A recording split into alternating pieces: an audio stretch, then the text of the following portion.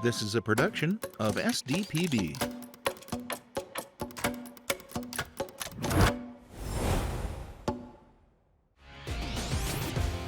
Coming up on Game Time, we'll break down the top contenders, highlight the athletes ready to make a statement, dive into the drama that could define this year's Dakota Relays. Who's peaking at the right time?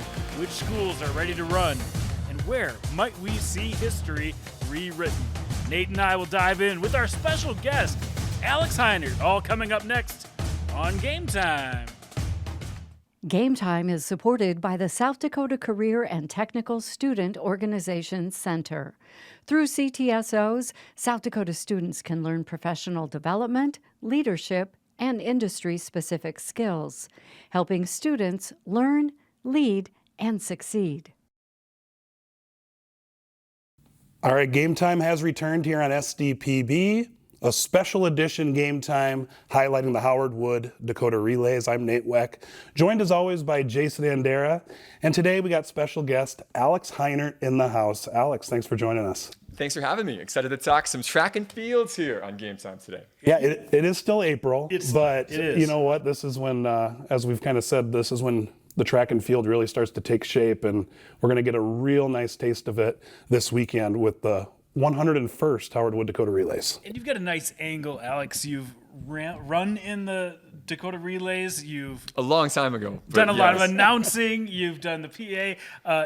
This has got to be just a special event for you every year. Yeah, it always is. I think this is one of those events, and Nate, you mentioned it, that really signals the true start of track and field season, where things really start to ramp up. The weather, I know in the past that was always the knock, that Howard Wood the weather was terrible. It would get called off. You'd have rain and wind and lightning, etc. We've been very fortunate that we've not had much of that really in the last decade or so. Usually the weather's getting better now. You get kids that get to come out and compete. And really for kids in South Dakota, this is some of the best competition they'll get all year, because we have outstanding kids coming from North Dakota, Minnesota, Iowa, Nebraska. You get tested against the best of the best from 5 states and against all classes in these individual events. It makes for an awesome 2 days of competition.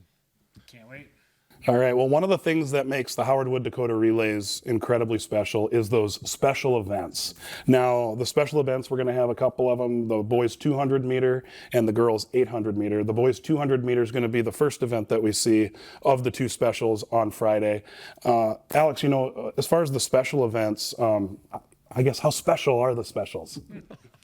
They're called special for a reason. So this is something that started back in 1978. So we've almost got 50 years of this being a thing at the Howard Wood Dakota Relays. They alternate every year between the 8 and the 2. Like you said, this year it's great that we get the boys sprinters and the girls middle distance runners to go head to head. And this is an elite field, like with our committee, and I get to be a part of the committee, which is really special. We go through and you study the 5-state area, and as well as kids kind of from around the region, and find out who's the best of the best, who can test our local kids and help them push themselves. The goal every year is to get 8 PRs from top to bottom on both fields. And so it's an invitation-only event. You pick kids that are really accomplished in these particular events to recognize them and to give them a chance to go out and do something special. And we think we've got 2 fields that will do just that come May 1st and 2nd. Awesome. Well, let's start with the boys 200 meter dash. Where do you guys want to start with this one? Well, the last time we ran a 200 for the special, we had a special performance from Jaron McNichols. He set the meet record with a 21:24, and this year, I think we've got a chance to see that record go down once again, Alex. We certainly could. And that record that Jaron broke was set by Joe Fonbolo, who was an Olympian and a 2-time national champion at Florida. So it's a pretty good record to set that was broken. And this year, like you said, we've got some guys who we think can really push that. Headlined by another North Dakota guy from Bismarck. So I know we're going to focus a lot on the South Dakota kids, but there are some great out-of-state kids that are going to really make this this guy special. we have to talk about. He's put some extraordinary marks up so far in this young spring. So Zayden Horn is a kid from Bismarck Legacy High School that ran the best 100-meter dash all-time in the state of North Dakota last year. He currently sits number 2 in the 200. He's run 21:24 this year. He's a really special runner. And it's not just about him, but when you run like that in your career and you're getting into your senior season as a sprinter, good things are ahead. So he's right now one of the top sprinters in the upper Midwest. He's going to be tested, though. We have a kid coming up from Iowa, from Trainer, Iowa, just across the border from Omaha, named Coy Cones, who just won the Drake Relays 100 meters this past weekend in Des Moines. He's run 21:36. He was one of the top runners and actually had the #1 time in the state of Iowa last year. So he's coming up to compete. And those two will get tested by a bunch of guys from South Dakota that we're excited to talk about as well. That's what makes this so fun is you get some of the best times from the South Dakotans because they are pushed in a great field. But this field's unique this year. One of the favorites maybe coming into the season was Mikey Roach, but he hasn't had a chance to run outside yet this year, but he's got a good position. He'll be running on one of the inside lanes, really trying to see what he can do against this big field. Mikey's been a kid that's been so good both as an individual and on the relays for Lincoln the last handful of seasons. He was a part of a couple of all-time state leading 4x1 and 4x2 teams for the Patriots. He was second in the 200 in AA as a junior in 2025. He's a great 100-meter runner as well. Obviously, you're a sprinter, so you're a little delicate and you're feeling your body and you're making sure that your hamstrings are good, your calves are good. And so they've just been a little extra cautious with Mikey this spring. But he's a 21.6 guy and he's certainly capable of going out and doing something special, especially when he'll have maybe some guys to chase down, which he doesn't typically have in a 200. Yeah, that's always fun. And a couple other in-state people to watch. I'm looking forward to watching Zyron Hills. He's really put together some great 100s this year. His 200 time has the potential to be in this pack as well. Zyron is a young man from Jefferson who was a part of the Cavaliers state championship 4x14 squad last year. And he's really cranked it up in some of the shorter sprints this season. He's a senior looking for his first time on the podium as an individual. He's got the top time in South Dakota this year outdoors in the 200. And how about Oliver Feber? I know him from football. He is an absolute runner. I mean, this guy is fast. And I think he's never seen a field quite like this. He's the best in Class A, and he has been for a couple of years. He won the 100 and the 200 last year in that class, and he's run 21.8. He's going to Minnesota State Mankato next year. This will be another field that will test him as well, but one of the best in Class A and one of the best in the state of South Dakota. And then Lincoln has two runners in this. Yeah. Javon Hawkes, comes in and has a chance to run his best of the year too. Javon, we talk about Mikey being a part of some great relay teams. Javon was a part of the Lincoln team that broke the 4x4 record earlier this spring by almost 4 seconds. He's been a great 100, 200-meter runner in his career, started at Washington, now at Lincoln. He's another guy that has run pretty well this spring. He's got the #2 time in the state of South Dakota. And coming from out of state, we always get some really good North Dakota runners as well. Jaron Reinhardt, Blake Weller. There's just good competition all over the Dakotas. Yeah. Jaron Reinhardt from Hazen is a kid that has won everything in Class B in North Dakota. He won the 100 and the 200 last year. He was a part of Hazen's 4x1 and 4x2 state title team last year. And he's a 21.7 guy. So he's got the time and he's got the accolades. So we get Class A North Dakota, Class B North Dakota. Blake Weller from Dickinson is another guy that he's one of the best 400-meter runners in the state of North Dakota. He's run 21.8 this year as well. It's a really good field. It's a field with kids from different areas, different classes. The weather, again, looks to set up well for these sprinters to compete at 6:30 on Friday night. And it will be kind of a coin flip to see who wins this race and if we can see another meet record go down. Yeah, it's always interesting to me to see how the weather affects. I mean, we don't know exactly how that is as of this recording, but it looks like it's going to be a little on the cooler side. Looks like in the 60s right now. Supposedly, if you are a sprinter, I shouldn't say supposedly, if you're a sprinter, you would prefer it to be perhaps just a little bit warmer so those muscles get loose. This will benefit the kids who are running the 800 and the 3200 later that night. We will see. We'll see how it goes. All right, well, then we also have the girls special. It's the 800-meter run. What do you guys like about this one? Well, first of all, you're going to see some great talent from in-state as well, but the out-of-state talent and just makes this field tremendous. Actually, the top time so far outdoors in the state is Sadie Pettingill, and she's going to have a chance to run on a huge stage, but she's one of several contenders that really wants to make a mark here. That's what makes it fun. I think we've seen a lot of these outstanding 800-meter runners in South Dakota and around the region have success. These are a lot of familiar names, a couple of returners to the special events from recent years. You mentioned Sadie. She's one of 2 Sioux Falls Christian runners in the field. Yeah. Ellie Maddox, who's a senior at SFC, who's going to Duke next year to run cross country and track. She's a multi-time state cross country champion. She won her first individual track title last year in the 1600 meters. She and Sadie have both been a part of a lot of great Charger relay teams. They had that incredible streak of winning every relay in Class A for essentially 3 years in a row before they finally got that broken up last year by Custer. But Ellie and Sadie will be right in the mix, both kids that have had fantastic careers. Ellie's run 2:13 indoors this year. Yeah, I was going to ask you about Ellie. She's known for a little bit more on the distance side, hasn't done a ton in this range, but you think she has the ability to really turn it up?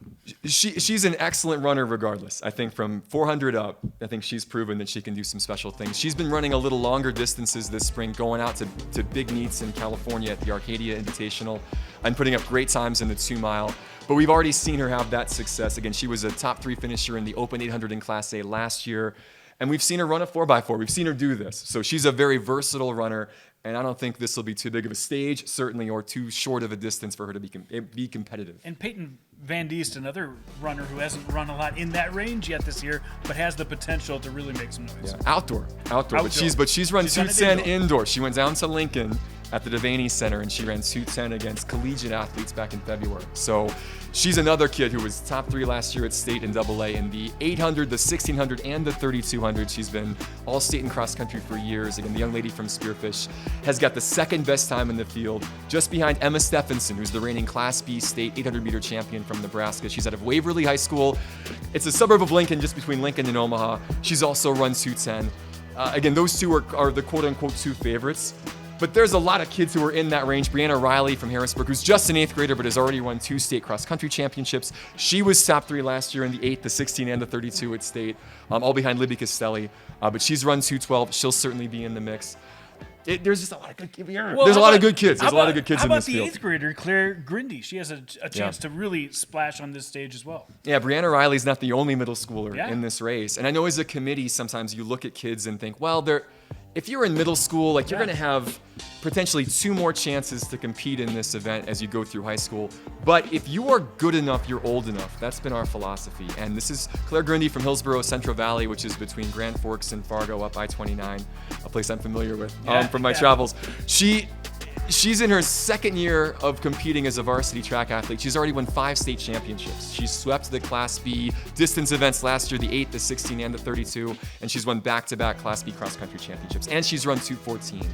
So that's pretty good for her. And she's one of 2 North Dakota runners who will be in the field. Ruby Emmels of Bismarck Century is as decorated as it comes. Like, she is top 2 all-time in North Dakota history in the 1600, the 3200.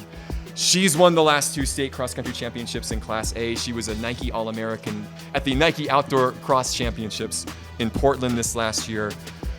Super decorated kid. Ella Bucklehide, we saw what she could do at the cross-country state meet this year.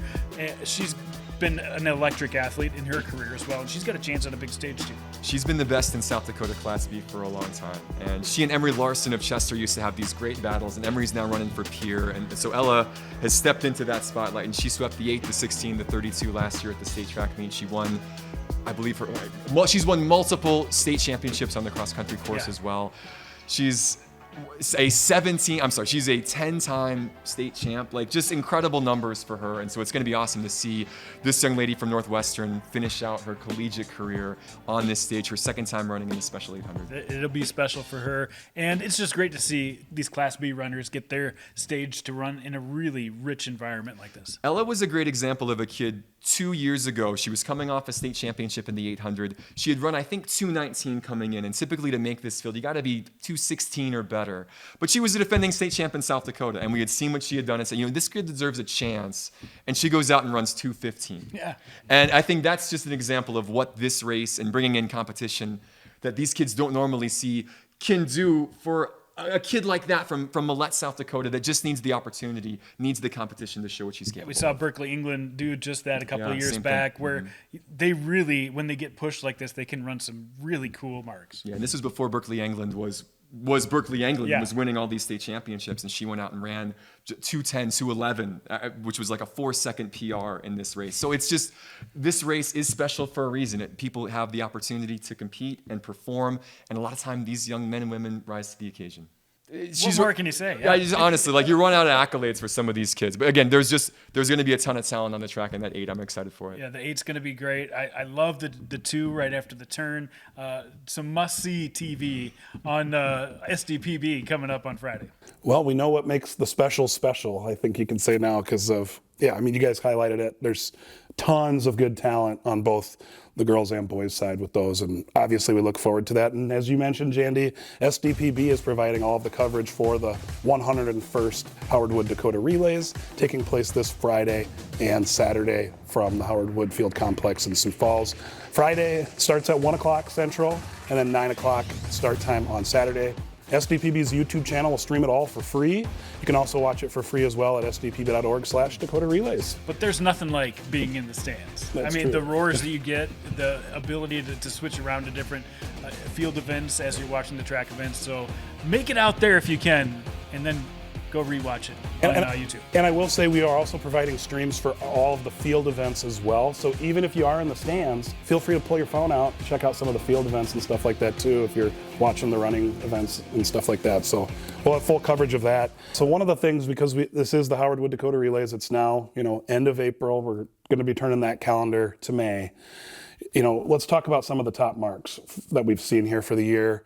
Where do you guys want to start? Should we start in the field events? Sure. Let's talk about some of the field events.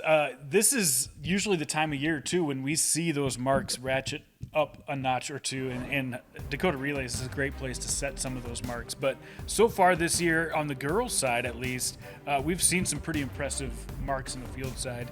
And let's start with the discus.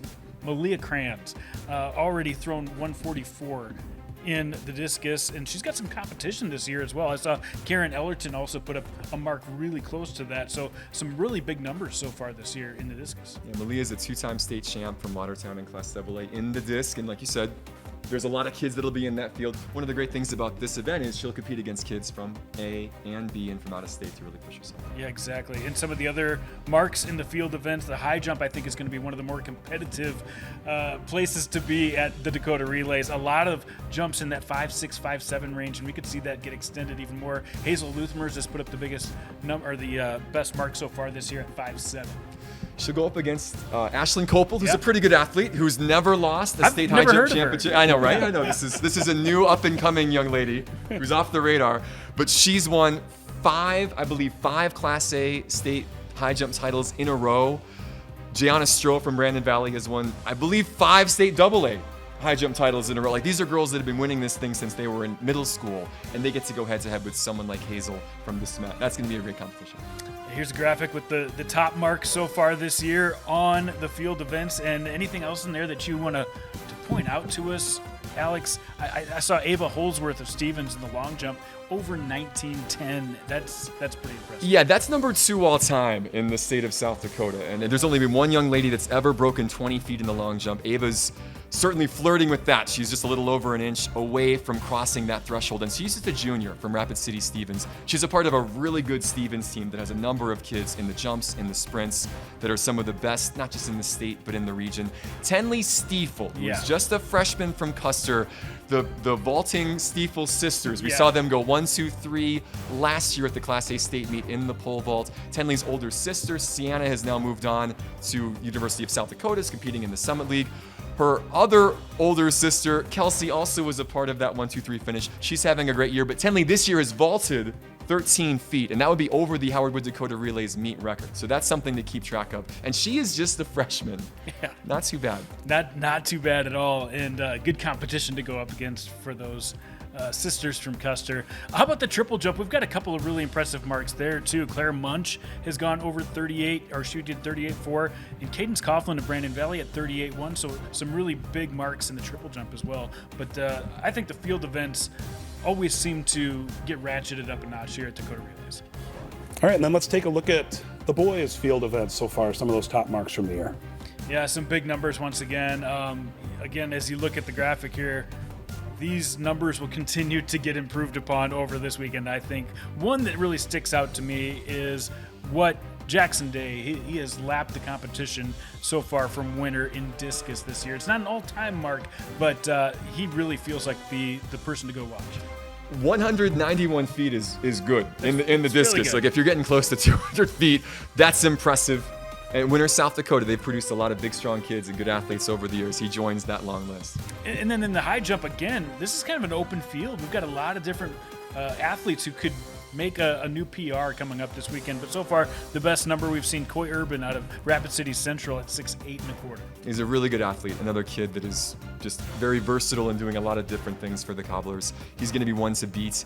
Rush O'Neill, who's the defending champion in this event, has had to pull out because of an injury, so that's kind of a bummer, the defending Class B state champ from Bennett County. But that's still going to be a fantastic competition. Yeah, in the javelin, Lucas Honor set a mark, a school mark, with a 198.10 earlier this year. The pole vault, Uriah Dixon, still a junior, putting up some bigger and bigger marks as we look at his career.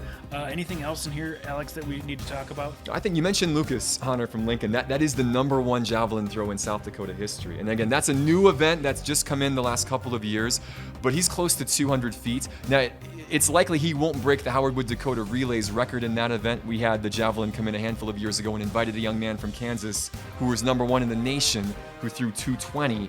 But you're within 20 feet though of that. That was the #1 throw in the country. You're doing something right. Hunter's the defending AA state champ in the javelin. Yeah, going to be some good marks coming up this Friday and Saturday.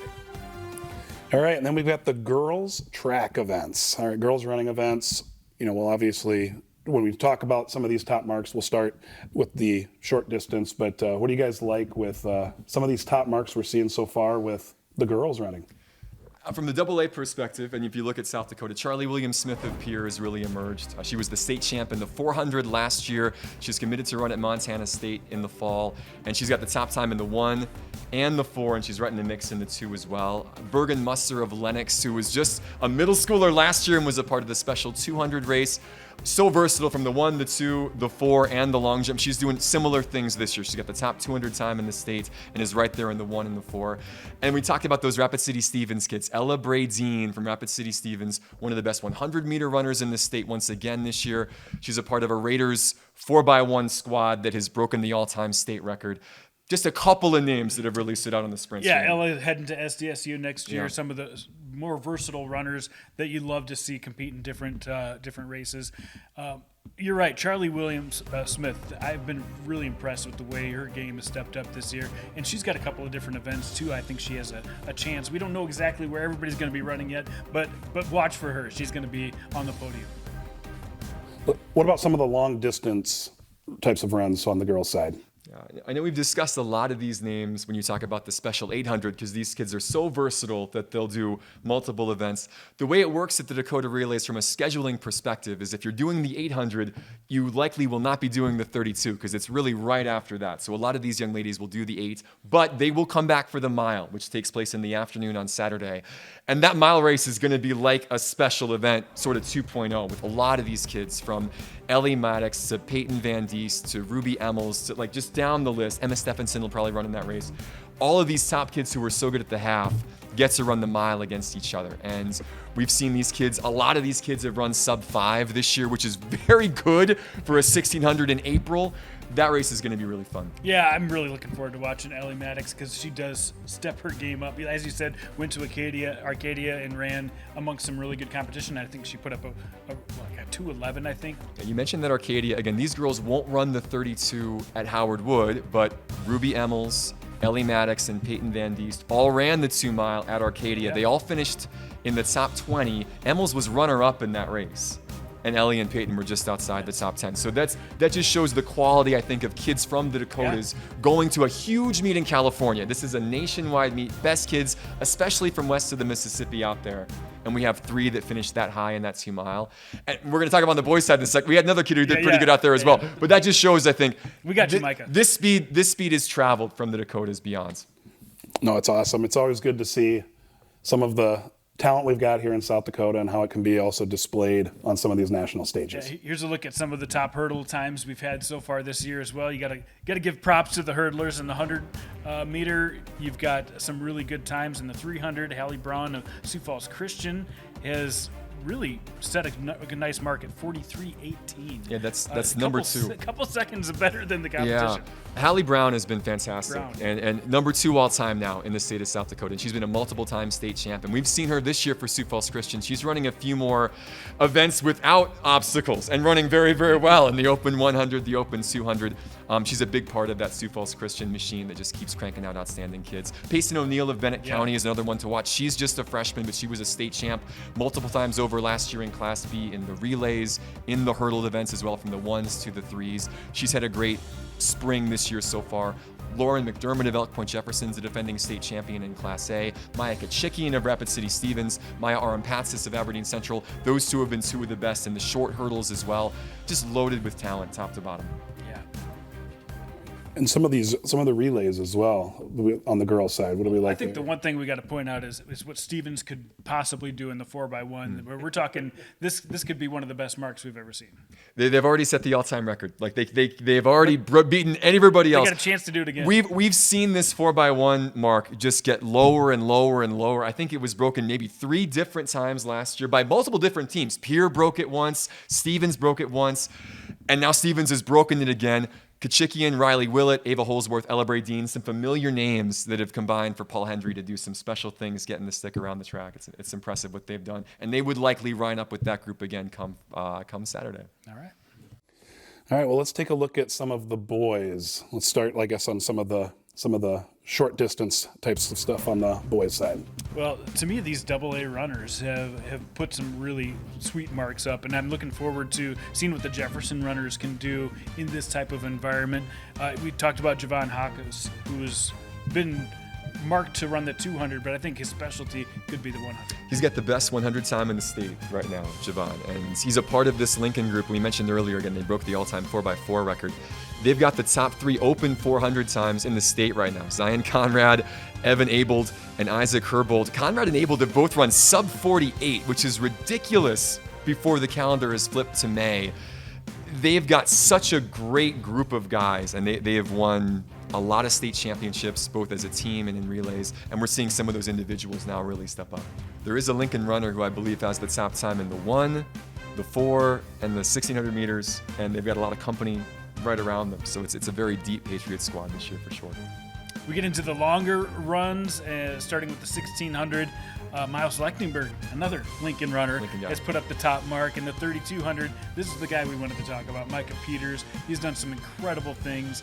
He's got a really potential shot at going after Joe Klecker's record that has been set, in 2015? This was over a decade ago. Yeah. Joe Klecker from Hopkins, Minnesota went on to run for Colorado and then went on to represent the U.S. at the Olympics, like a very decorated runner. And Micah Peters has run under that. And he did that winning Arcadia. He won the 32 out in California at the Arcadia meet at the beginning of April. He's the defending AA cross-country champion. He won the 32 last year at the state track meet as well. And he's been a busy guy. He's been competing all over the place. He's going to run at Iowa State next year collegiately. But yeah, 8:48. That's number 2 all-time in the state behind Simeon Birnbaum of Rapid City Stevens, who we just saw do all sorts of crazy things for Oregon, breaking the NCAA record in the 1500 meters. So Micah Peters in pretty good company right now. How about the hurdlers? We've got some good times there too. Shane Veenhoff out of Madison, going to play football at SDSU, has the top time in the 110, but a lot of great contenders there. And in the 300, Kyson Fayant of Aberdeen Central, a really good time, 38:53. Just put that up last week. That 300-meter hurdle race is going to be fascinating because you've got all of these guys from different classes. Fayant, Tyler Pankinen of Washington in AA, Shane Veenhoff in A. There's some good Class B runners too. Matt Rissy of Bennett County is a pretty good runner as well. They'll all likely be facing off in the final, and that is a time section final. So it's not like they're prelims. So you're going to see those times get lower and lower and lower, and you're going to get to heat number 8, and it's going to be a shootout at the end. But defending state champs, guys from different classes going head-to-head in the hurdles. That one's going to be fun. Veenhoff, the defending champ in Class A in both the 110s and the 300s, and Fayant, the best in Class AA in the 300s. All right, well, we're going to be back with another Game Time the week of the state track and field meet. Alex, hope you join us again for that. It's been an awesome privilege to have you on for this. Obviously, your knowledge when it comes to track and field in South Dakota and beyond is at a all-time level. Hopefully all of it was accurate that we mentioned today. But no, it's a blast. Love being a part of this thing, Steve. It's for the kids. It's for the kids. It's all about the kids. All right, well, he's Jason Andera. He's Alex Heinert. I'm Nate Weck. Another week of Game Time here on SDPB.